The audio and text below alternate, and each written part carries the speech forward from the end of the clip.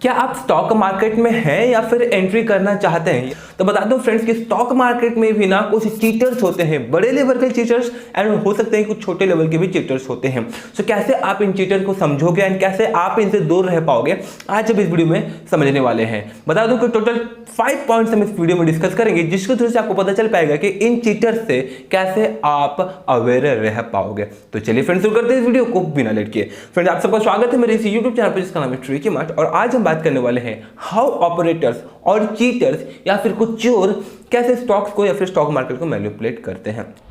बता दें फ्रेंड्स कि इससे ना सबसे ज्यादा फायदा होता है उन्हीं का, दैट मीन्स कि चीटर्स का या फिर ऑपरेटर्स का।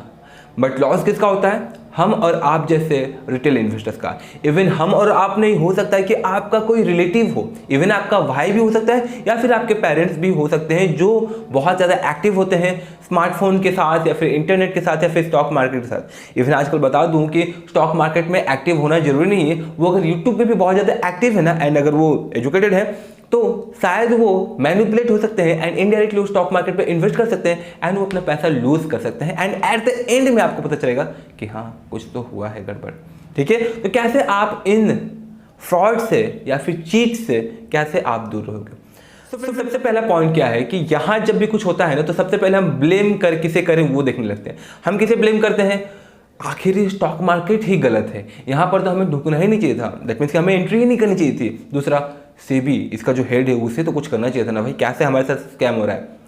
बता दूं कि नो डाउट स्टॉक मार्केट बहुत ही ज़्यादा रिस्की होता है एंड बहुत ही कम लोग इससे पैसा कमा पाते हैं। दूसरा, सेबी अच्छा खासा काम कर रही है फ्रेंड्स इस पे, और जैसा कि आप देखते हो ना एएसएम लिस्ट या फिर जीएसएम लिस्ट, इस सब में कैसे आते हैं स्टॉक्स, ऑब्वियसली सेबी इस पे ध्यान रखती है। एंड जैसे अनयूजुअल एक्टिविटीज देखने को मिलती है किसी भी स्टॉक्स में, भले ही वो बड़ी कंपनी हो, लेट गेस 300-350 करोड़ की उसकी मार्केट कैप हो या फिर छोटी कंपनी हो, जैसे उसमें हमें अनयूजुअल एक्टिविटीज देखने को मिलती है। अगर आपने देखा होगा रिसेंटली अडानी के स्टॉक्स भी हमें एएसएम की लिस्ट में जाते हुए देखने को मिले थे। तो इससे पता चलता है कि सेबी बहुत ही एक्टिव है, इन सब पर वो ध्यान रखता है, लेकिन कुछ जगह पर ना आपको भी अवेयर रहना पड़ता है। तो अब हम समझते हैं कि कैसे स्टॉक्स को या फिर स्टॉक मार्केट को मैनिपुलेट किया जाता है। सबसे पहला पॉइंट, न्यूज़, गुड न्यूज़ या तो फिर बैड न्यूज़। अगर मान लीजिए कि मैं एक कंपनी का बहुत बड़ा इन्वेस्टर हूं एंड मुझे ऐसा लगता है कि कंपनी अच्छी परफॉर्म कर रही है, ठीक है, एंड मैं चाहता हूं कि उसके कुछ और शेयर्स में बाय कर लूँ। लेकिन मेरे पास 30% की अपनी होल्डिंग है एंड मैं उसे और 10% बाय करना चाहता हूं, जिससे मेरी टोटल होल्डिंग 40% हो जाएगी। बट अभी मुझे दिखता है कि वो शेयर जो है फ्रेंड्स बहुत ही हाई प्राइस में ट्रेड कर रहा है। लेट गेस वो 250 का शेयर है, मैं उसे चाहता हूँ 200 या फिर 150 के आसपास बाय करना। तो इसके लिए मैं क्या करूँगा, मेरे पास बहुत सारा पैसा है, मैं क्या करूँगा कि न्यूज़ मीडिया या फिर न्यूज़ रिपोर्टर्स हैं या फिर जो स्टॉक मार्केट रिलेटेड डिस्कस करते हैं या फिर बहुत सारे वेबसाइट में या फिर न्यूज़ रिपोर्टर्स हैं, उन्हें मैं बहुत सारा पैसा दूंगा एंड उन्हें बोलूँगा कि आप इस स्टॉक के बारे में कुछ भी उल्टा पुल्टा न्यूज़ डालो, जैसे कि इनके जो डायरेक्टर्स हैं वो बहुत ही गलत स्टेप ले रहे हैं या फिर ये कंपनी में प्रेशर आने वाला है या फिर डाउनफॉल होने वाला है। इस प्रकार के आपको उल्टे न्यूज़ देने हैं एंड वो दे देते हैं एंड उसके बाद आप उसे देखते हो एंड बहुत सारे लोग वहाँ से एग्जिट करना शुरू कर देते हैं। एंड ठीक उसके 1 से 2 दिन बाद वहाँ पर क्या होता है कि जो डायरेक्टर होते हैं वो ऑफिशियल न्यूज़ निकालते हैं कि ऐसी कोई भी गड़बड़ नहीं है, एकदम सब कुछ ठीक है। एंड तब तक जो है ये शेयर्स ऑलमोस्ट 5 से 10% या फिर जितना चाहिए होता है मुझे, वहाँ तक ही गिर जाती है एंड मैं इजीली उसे बाय कर पाता हूँ। एंड उसके बाद गुड न्यूज़, अगर स्टॉक्स को मुझे सेल करना है हायर प्राइस में एंड मुझे लगता है कि फिलहाल थोड़ा प्रेशर चल रहा है, तो मैं क्या करूंगा, अच्छी न्यूज़ रिगार्डिंग दो जो स्टॉक्स हम लोग बनाने लगेंगे एंड मैं बोल दूंगा वही सेम न्यूज़ रिपोर्टर्स को कि भाई मैं आपको पैसे दे रहा हूं और आप इसके बारे में अच्छे न्यूज़ दो। एंड जो न्यूज़ को फॉलो करते हैं वो उसी रिगार्डिंग अपना माइंडसेट रखते हैं एंड उसके बाद वो बाइंग करते हैं एंड बाइंग करेंगे तो यहाँ पर शेयर का प्राइस बढ़ेगा and I will exit from that stock. इसी प्रकार से friends good news and bad news के थ्रू से स्टॉक्स को मैनिपुलेट किया जाता है। दूसरा पॉइंट, बड़े इन्वेस्टर्स का नाम लेकर स्टॉक्स को मैनिपुलेट करना। एग्जाम्पल के लिए फ्रेंड्स कुछ समय पहले न्यूज़ रिपोर्टर्स एक स्टॉक को कवर कर रहे थे जो कि फंडामेंटली बिल्कुल भी स्ट्रांग नहीं थी, बट उसमें पॉइंट क्या था कि राकेश झुनझुनवाला नाम के एक व्यक्ति ने वहां पर इन्वेस्ट किया था एंड वो उसी पॉइंट को हर बार हाईलाइट कर रहे थे कि राकेश झुनझुनवाला ने इन्वेस्ट किया है, भले ही फंडामेंटली ये वीक है बट कुछ तो कारण है जिस वजह से राकेश झुनझुनवाला ने इसमें इन्वेस्ट किया है। एंड उस न्यूज़ के बाद से फ्रेंड्स उस शेयर में कंटिन्यू से 3-4 दिन तक अपर सर्किट लगा 5%, 6%, 5% तक का। एंड ठीक कुछ दिनों बाद पता चलता है कि ये राकेश झुनझुनवाला वो राकेश झुनझुनवाला है ही नहीं, ये एक ऑर्डिनरी व्यक्ति है जिसने यहाँ पर अपना स्टेक बढ़ाया है। एंड उसके बाद क्या होता है, कंटिन्यूसली ये स्टॉक बहुत ही लंबे समय तक लोअर सर्किट देने लगता है। तो इसी प्रकार से बड़े बड़े इन्वेस्टर्स का भी नाम लेकर के स्टॉक्स को मैनिपुलेट किया जाता है। तो अगर आपको कभी भी लगे कि हाँ राकेश झुनझुनवाला ने इन्वेस्ट किया है इसी स्टॉक में, तो सबसे पहले ना आप अच्छे से जाके उसे रिसर्च करें क्या ये वही व्यक्ति है या नहीं, एंड उसके बाद आप यहाँ पर इन्वेस्टमेंट शुरू कर सकते हैं। अगर आप चाहते हैं कि कैसे पता करें तो फ्रेंड्स बता दूं कि फिनोलॉजी नाम का एक वेबसाइट है .in है एंड बहुत बड़े क्रिएटर भी हैं। उनकी वेबसाइट पर अगर जाकर के आप ये सब रिसर्च करेंगे तो बहुत ही ईजिली आप समझ पाओगे कि क्या ये वही इन्वेस्टर हैं जिनके बारे में हम सोच रहे हैं या फिर कोई ऑर्डिनरी व्यक्ति है, क्योंकि इसी प्रकार से स्टॉक्स को बहुत ही इजीली मैनिपुलेट किया जा सकता है। तीसरा पॉइंट, इनसाइडर इन्फॉर्मेशन। हमें हमारा दोस्त आकर बोलता है ब्रो तुझे पता है इस कंपनी को ना 2000 करोड़ की प्रोजेक्ट मिली हुई है एंड इनका रेवेन्यू दुगना या फिर 3 गुना भी हो सकता है। सो करंट प्राइस जो 10 रुपए है फिलहाल ये बढ़ करके 40 रुपए तक होने वाले हैं एंड एक साल में ये प्राइस 150 रुपए या फिर 500 रुपए तक भी जा सकता है। बट अगर आप देखें तो उस कंपनी का जो मार्केट कैप है वो खुद ही 20 करोड़ या फिर 30 करोड़ का मार्केट कैप होता है। मुझे ये बताओ कि हम कौन है? हम 1000, 10,000 या फिर 1 लाख इन्वेस्ट करते हैं एंड रिसेंटली मार्केट में एंटर हुए हैं एंड हमें इन बड़ी बड़ी कंपनीज के इनसाइडर इन्फॉर्मेशन मिलने लगेंगे एंड उसी के बेसिस पे हमें एक्शन भी ले लेंगे ताकि हम लोग इन्वेस्ट भी करना शुरू कर दें। एंड आपको लगता है कि आपको ये न्यूज़ पता चला है।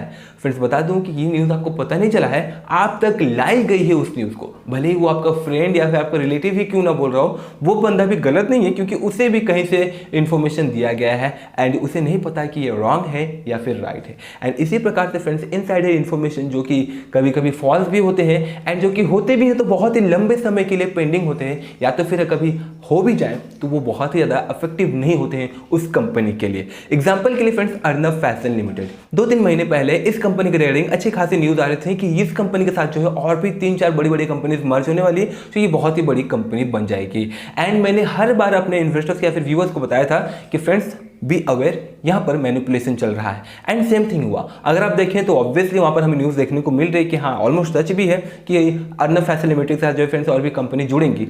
लेकिन अभी अगर आप उस कंपनी के चार्ट पैटर्न जाकर देखोगे तो फ्रेंड्स बहुत ही ऊपर से गिर करके नीचे में ट्रेड अभी फिलहाल नॉर्मल प्राइस में ही ट्रेड कर रहा है। तो इसी प्रकार से जो फ्रेंड्स इनसाइडर इन्फॉर्मेशन 90% या फिर 99% गलत भी होती है। इवन अगर आपको बताया गया है एंड अब अगर आप बिगिनर हो या फिर आप जैसे कि मैंने आपको बताया 1 लाख 2 लाख तक इन्वेस्टमेंट करते हो, तो ये इनसाइडर इन्फॉर्मेशन आपको मिली नहीं है, आप तक पहुंचाई गई है ताकि आप अपना पैसा यहाँ पर डुबाओ। ठीक है। चौथा पॉइंट, किसी के नाम पे शेयर्स को हाईलाइट करवाना। आपने देखा होगा आजकल जो YouTube पर कुछ वीडियोस आती हैं रिगार्डिंग किसी फ़ोन के ऊपर, एंड अगर वो क्रिएटर बहुत ही बड़ा है तो उसके वजह से ना उस कंपनी के अच्छा खासे फ़ोन्स भी सेल हो सकते हैं। And same thing stock market में भी हो सकता है, पॉसिबिलिटीज है। लेट्स गेस राकेश झुनझुनवाला की अगर बात कर लें, एग्जांपल के लिए लीजिएगा, मत समझिएगा कि उनके साथ ऐसा होता है, जस्ट फॉर एग्जांपल। अगर उन्हें कोई बड़ी कंपनी जाकर बोलते हैं, कंपनी मान के चलो कि वो 100 करोड़ की कंपनी है एंड राकेश झुनझुनवाला को बोलती है कि सर आप प्लीज़ अपना 1% यहाँ पर स्टेक बढ़ा लो जिससे कि हमारा जो है थोड़ा वैल्यू बढ़ जाएगा। एंड राकेश झुनझुनवाला बोलते हैं, रिजेक्ट कर देते हैं कि नहीं, I don't want to invest in that stock because आपकी कंपनी अच्छी नहीं। तो अब वो कंपनी बोलती है ठीक है सर आपको 2 करोड़ दे रहे हैं, आपको अलग से कोई नहीं इन्वेस्ट करना, आप अपने 1 करोड़ लगा दो ये कंपनी में एंड 1 करोड़ हमारी तरफ से आपको। ठीक है।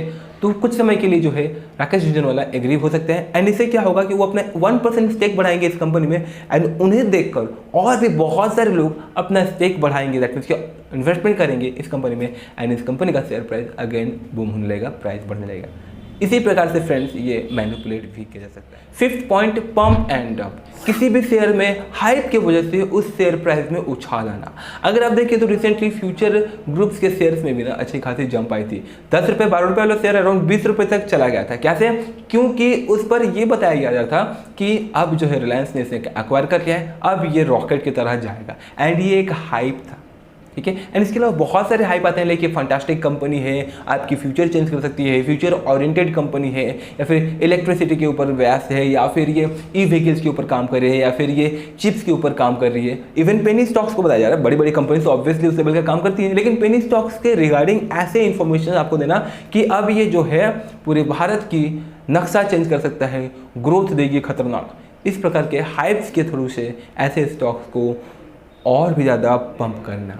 ये कैसे होता है? ऑब्वियसली न्यूज़ मीडिया को यूज किया जाता है for influencing the news regarding their stocks कि हाँ बहुत सारे हाइप्स को यहाँ पर ऐड करके। एंड इसके अलावा बता दूँ कि आजकल ना यूट्यूब पर भी इन्फ्लुएंसर्स ऐसे काम कर रहे हैं। सिर्फ और सिर्फ इन्फ्लुएंसर्स नहीं, आज अगर आप देखोगे तो एक अननोन वीडियो जिसे बहुत ही अच्छे से प्रमोट किया जाता है एंड इस पर मिलियंस ऑफ व्यूज होती हैं एंड मिलियंस ऑफ लोगों तक वो वीडियोज जाती हैं एंड बहुत सारे लोग ऐसे स्टॉक्स में इजीली इन्वेस्ट भी कर लेते हैं। इवन उन्हें कुछ आइडिया ही नहीं होता है स्टॉक मार्केट के रिगार्डिंग।